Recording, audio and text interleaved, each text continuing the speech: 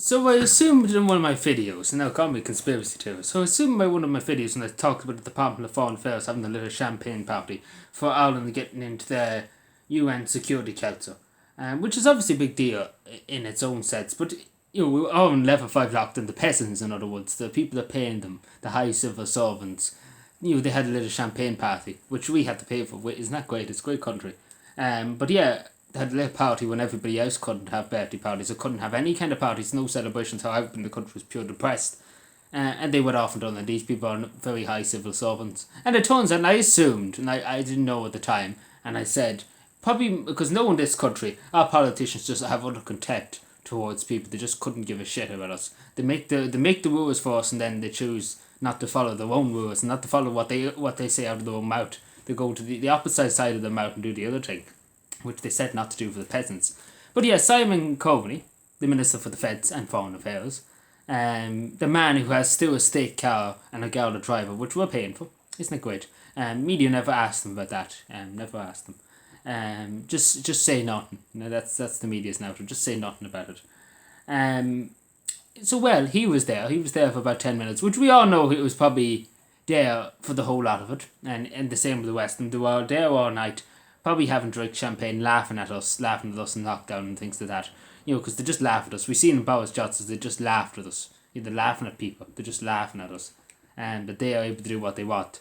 And the people can't do what they want, and they basically have all the control over us. So they're just laughing at us, like it's pure just laughing.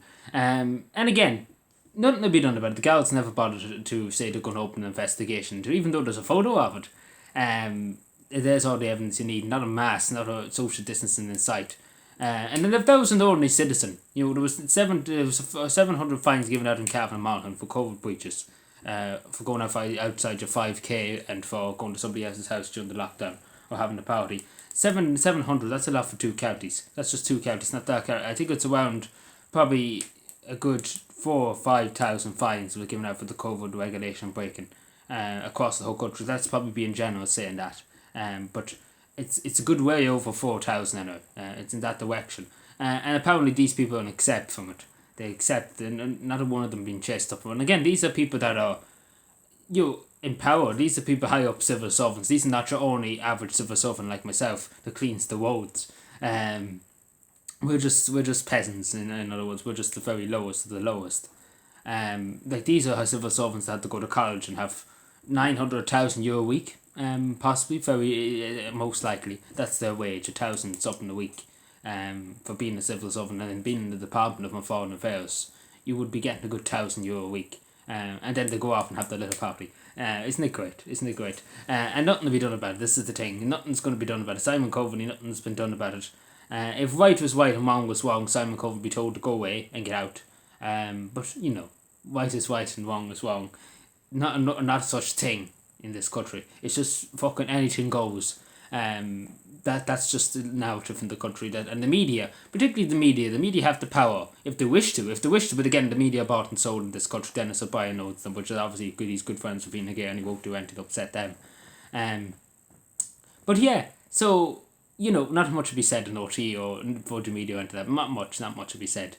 But if the media were good and decent media, they would literally force him nearly to resign with just the sheer amount of pressure they could put on him, and public pressure too, because the media is supposed to be the voice of the people and holding people in power to account, saying to Simon Coveney, you should be gone, and just keep putting him on the front page of every newspaper and cause huge public outrage about it.